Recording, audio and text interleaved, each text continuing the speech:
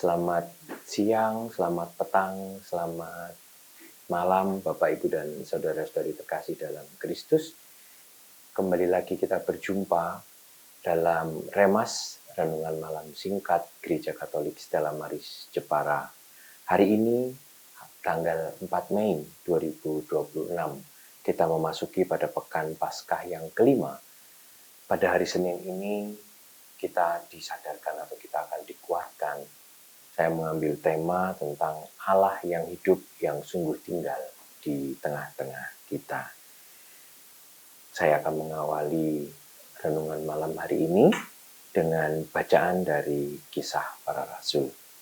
Mari saya hantarkan. Bacaan dari Kisah Para Rasul bab 14 ayat 5 sampai dengan 18. Waktu Paulus dan Barnabas berada di Ikonium, orang-orang Ikonium yang telah mengenal Allah dan orang-orang Yahudi bersama-sama dengan pemimpin-pemimpin mereka menimbulkan suatu gerakan untuk menyiksa dan melempari Paulus dan Barnabas dengan batu.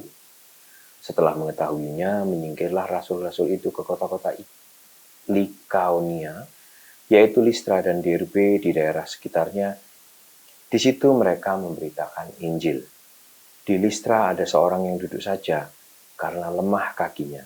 Ia lumpuh sejak dilahirkan dan belum pernah dapat berjalan. Ia duduk mendengarkan ketika Paulus berbicara. Paulus menatap dia dan melihat bahwa ia beriman dan dapat disembuhkan. Lalu kata Paulus dengan suara nyaring, "Berdirilah tegak di atas kakimu." Dan orang itu melonjak berdiri lalu berjalan kian kemari. Ketika orang banyak melihat apa yang telah diperbuat Paulus, mereka itu berseru dalam bahasa Likaonia, "Dewa-dewa telah turun ke tengah-tengah kita dalam rupa manusia."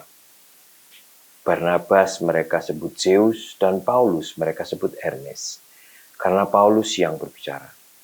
Maka datanglah dewa Zeus yang kuilnya terletak di luar kota, membawa lembu-lembu jantan dan karangan-karangan bunga ke pintu gerbang kota untuk mempersembahkan kurban bersama-sama dengan orang banyak kepada rasul-rasul itu.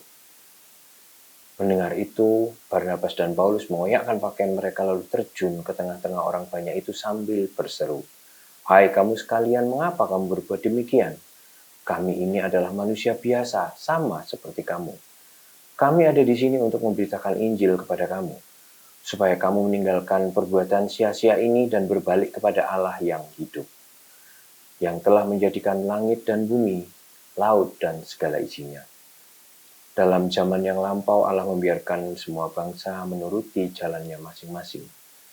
Namun ia bukan tidak menyatakan dirinya dengan berbagai-bagai kebajikan, yaitu dengan menurunkan hujan dari langit, dengan memberikan musim-musim subur bagi kamu. Ia memuaskan hatimu dengan makanan dan kegembiraan." Walaupun rasul-rasul itu berkata demikian, namun hampir-hampir tidak dapat mereka mencegah orang banyak mempersembahkan kurban kepada mereka.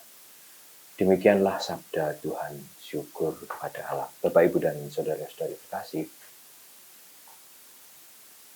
dari bacaan ini saya ingin mengajak kita untuk melihat bagaimana reaksi Paulus dan Barnabas terhadap orang-orang yang memuja-muja, yang mengeluh-elukan mereka.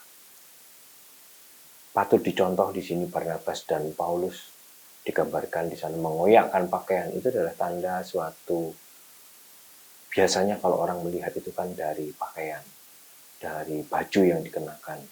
Kemudian terlihat bahwa ini adalah orang yang lebih mulia atau lebih besar atau lebih tinggi pangkatnya karena mengenakan baju. Nah, digambarkan di dalam Injil hari ini, dalam bacaan hari ini, Paulus dan Barnabas mengoyakkan baju sebagai tanda bahwa dia atau mereka atau beliau tidak memperdulikan jabatan, tidak memperdulikan pangkat begitu ya. Terjun ke tengah-tengah mereka, ke tengah-tengah umat, kemudian menyampaikan bahwa kami ini sama seperti engkau.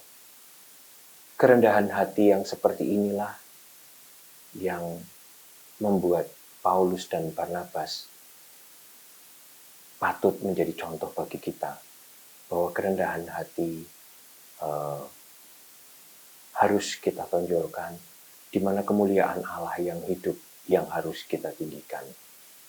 Sebagaimana yang saya angkat pada malam hari ini, di mana kita memuliakan Allah yang hidup, Allah yang sungguh hidup bagi kita, dan hari ini menggambarkan kekuatan bagi kita, di mana kita dituntut untuk menjadi murid Kristus, memberitakan Injil, memberitakan kebaikan dan kebenaran, namun tidak boleh meninggikan hati, tetap dengan kerendahan hati. Karena bagaimanapun Allah yang lebih mulia, Allah yang harus kita tinggikan, Tuhan kita yang hidup, yang sungguh hidup di tengah-tengah kita.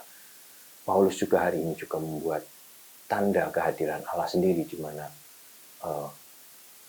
karena Paulus melihat orang yang lumpuh, kemudian melihat bahwa mampu disembuhkan. Hal ini tentu saja bukan karena kekuasaan Paulus, namun karena Roh Kudus yang hadir mendampingi Paulus, sehingga Paulus dapat melihat bahwa orang ini memang orang yang sungguh percaya kepada Tuhan dan bisa disembuhkan.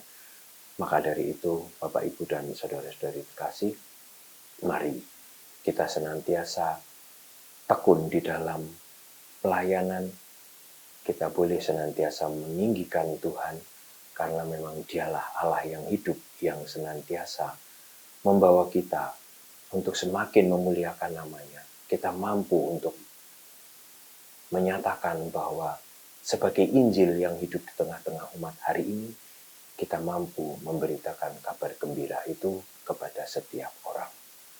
Kemuliaan kepada Bapa dan Putra dan Roh Kudus, seperti pada permulaan, sekarang, selalu, dan sepanjang segala abad. Amin.